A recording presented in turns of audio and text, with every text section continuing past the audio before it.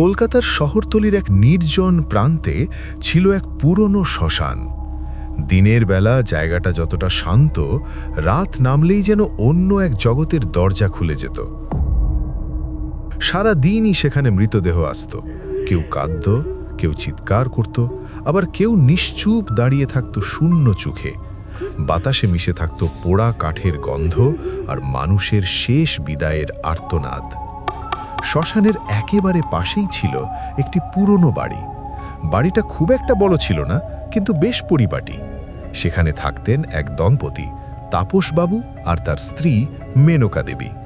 তাদের সংসারে একটাই অভাব ছিল, সন্তান।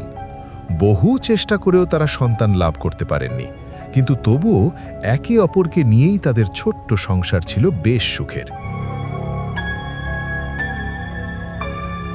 তাপসবাবু ছিলেন খুব শান্ত স্বভাবের মানুষ।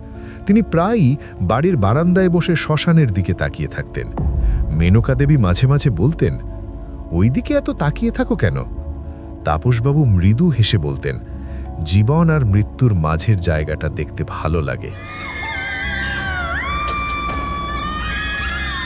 কিন্তু তাদের এই শান্ত জীবনে হঠাৎই অন্ধকার নেমে আসে। দিনের পর দিন তাপসবাবুর শরীর খারাপ হতে শুরু করে। প্রথমে সাধারণ জ্বর ভেবে এড়িয়ে গেলেও পরে পরীক্ষা করে জানা যায় তার ক্যান্সার হয়েছে। খবরটা শুনে যেন মেনকা দেবীর মাথার উপর আকাশ ভেঙে পড়ে। দিন রাত তিনি স্বামীর সেবায় লেগে থাকতেন, কিন্তু রোগ দিন দিন বাড়তেই থাকে। শেষ পর্যন্ত এক বর্ষার রাতে বাইরে যখন ঝড় বৃষ্টি চলছে, তাপসবাবু শেষ নিঃশ্বাস ত্যাগ করেন। মেনকা দেবী তখন সম্পূর্ণ একা। চারপাশে এত মানুষ, তবুও কেউ যেন নেই। তিনি আশেপাশের লোকদের কাছে সাহায্য চাইতে যান। কেউ দরজা খোলে না, কেউ অজুহাত দেয়। সবারই যেন ভয় পায় বা উদাসীন হয়ে থাকে। একাই তিনি স্বামীর নিথর দেহের পাশে বসে কাঁদতে থাকেন। সেই রাতেই বহু কষ্টে তিনি কোনোভাবে শ্মশানে নিয়ে যান তাপসবাবুর দেহ, কিন্তু সংস্কারের জন্য কেউ এগিয়ে আসে না। শ্মশানের কর্মীরাও নানা অজুহাত দেয়। কেউ বলে রাত হয়ে গেছে, কেউ বলে লোক নেই। অবশেষে এক অচেনা মানুষ কোথা থেকে এসে সাহায্য করে। তার মুখ স্পষ্ট দেখা যায় না, শুধু তার কণ্ঠস্বর শুনতে পাওয়া যায়, গম্ভীর কিন্তু অদ্ভুত শান্ত। সে লোকটির সাহায্যে কোনোভাবে তাপসবাবুর সৎসংস্কার সম্পন্ন হয়। কিন্তু সেই রাতের অপমান, একাকিত্ব আর মানুষের নিষ্ঠুরতা মেনকা দেবীর মনে গভীর ক্ষত তৈরি করে। তারপর শুরু হয় তার একা জীবন।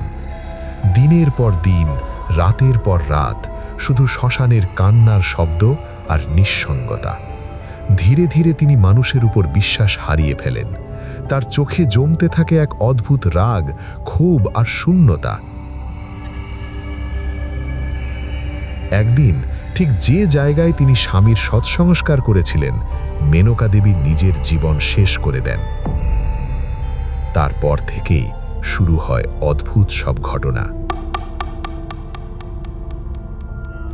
প্রথমে মানুষ শুধু একটা জিনিস লক্ষ্য করে, প্রতি রাতে শ্মশানের সামনে দিয়ে একটা লাল শাড়ি পরা মহিলা হাঁটে। তার চুল খোলা, মুখটা স্পষ্ট দেখা যায় না। সে ধীরে ধীরে হাঁটে, যেন কাউকে খুঁজছে। যারা তাকে দেখে তারা ভয় পেয়ে যায়, কেউ কাছে যেতে সাহস পায় না। এরপর ঘটনা আরও ভয়ঙ্কর হতে থাকে। যেসব মৃতদেহ শ্মশানে আনা হয়, সেগুলোর শরীরে অদ্ভুতভাবে ক্ষত তৈরি হতে থাকে, যেন কেউ নখ দিয়ে আঁচড় কাটছে বা কোনো অদৃশ্য শক্তি দেহগুলোকে আঘাত করছে। আর সবচেয়ে ভয়ঙ্কর ব্যাপার, অনেক মৃতদেহই পুরোপুরি দাহ হয় না। আগুন জ্বলতে জ্বলতে হঠাৎ নিভে যায়, কাঠ ভেঙে পড়ে, আর মাঝে মাঝে কেউ কেউ শপথ করে বলে আগুনের ভেতর তারা এক মহিলার ছায়া দেখতে পায়, যে দাঁড়িয়ে আছে আর তাকিয়ে আছে সোজা তাদের দিকে। একবার এক ব্যক্তি সাহস করে সেই লাল শাড়ি পরা মহিলার কাছে যেতে চেয়েছিল। পরদিন সকালে তার মৃতদেহ পাওয়া যায় শ্মশানের পাশে।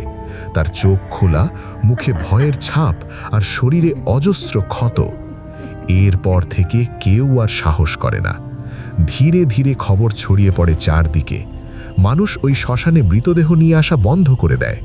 শেষ পর্যন্ত প্রশাসন বাধ্য হয়ে শ্মশানটি সম্পূর্ণভাবে বন্ধ করে দেয়। আজও সেই জায়গাটা পরিত্যক্ত, চারপাশে ঝোপঝাড়ে ঢাকা, ভাঙা চিতা, পোড়া কাঠের গন্ধ, সব কিছু যেন থমকে আছে। লোকেরা বলে রাতে এখনও সেখানে লাল শাড়ি পরা এক মহিলা হাঁটে। সে কাউকে খুঁজছে, হয়তো তার স্বামীকে, হয়তো সেই মানুষদের যারা তাকে একা ফেলে দিয়েছিল। আর কেউ যদি ভুল করে সেই শ্মশানের কাছে যায়, তাহলে নাকি সে মহিলা ধীরে ধীরে তার দিকে এগিয়ে আসে। তার চোখে থাকে শুধু একটাই প্রশ্ন, সেদিন তুমি কোথায় ছিলে?